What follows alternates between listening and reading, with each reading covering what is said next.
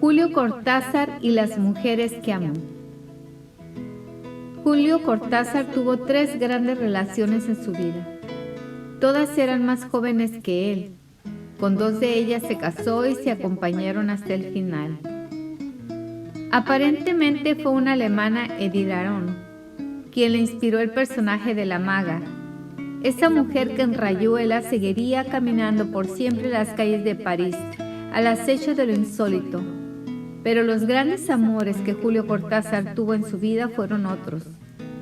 3 para ser precisos: Aurora Bernardes, Huguet Carvelis y Carol Dunlop.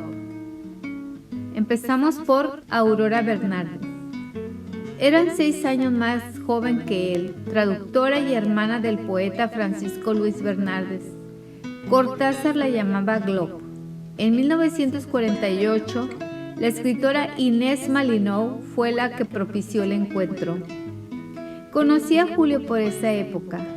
Salimos un par de veces a tomar café y hablar de literatura. Aurora Bernardes era mi amiga. Le comenté sobre él y quiso conocerlo. Así, una tarde en el Café Boston, la cité a ella, a Julio y al escritor Pérez Selassie, y ahí se conocieron. Después ellos empezaron a tratarse. Todavía Julio era un desconocido. Se casaron en París en 1954. Juntos pasaron los apremios económicos de los primeros años en Europa. Ella recordaría: comíamos kilos de papas fritas, hacíamos los bifs casi clandestinamente porque en la pieza del hotel no había cocina ni se nos autorizaba a cocinar. Ambos consiguieron trabajo como traductores de la UNESCO, con cuyos ingresos pudieron comprar una casa en la Provence. Mario Vargas Llosa, por entonces amigo de la pareja, señaló: la perfecta complicidad, la secreta inteligencia que parecía unirlos, era algo que yo admiraba y envidiaba en la pareja tanto como su simpatía. Su compromiso con la literatura y su generosidad para con todo el mundo.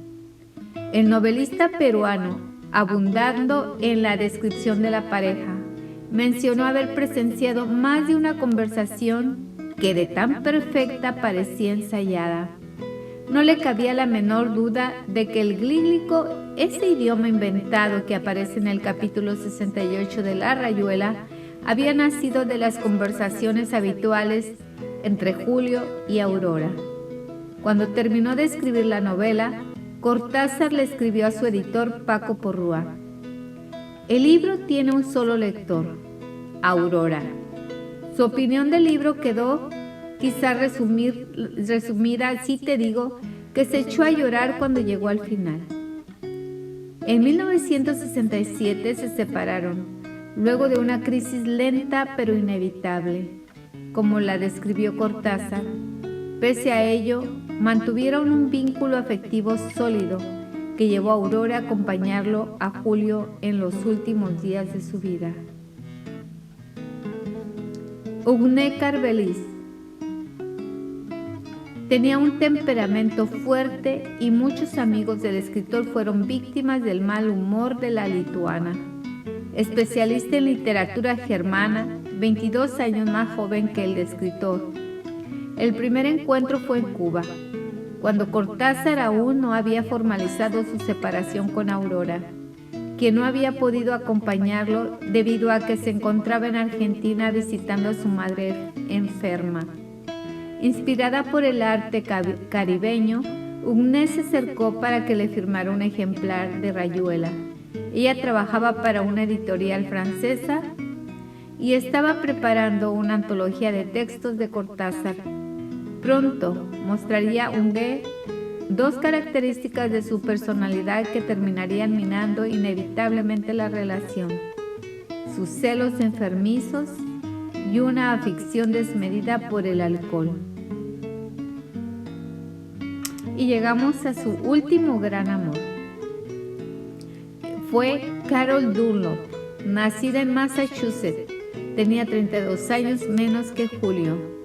Sería su segunda esposa y su último gran amor. Se vieron por primera vez en Montreal en 1977, en una charla que daba el escritor.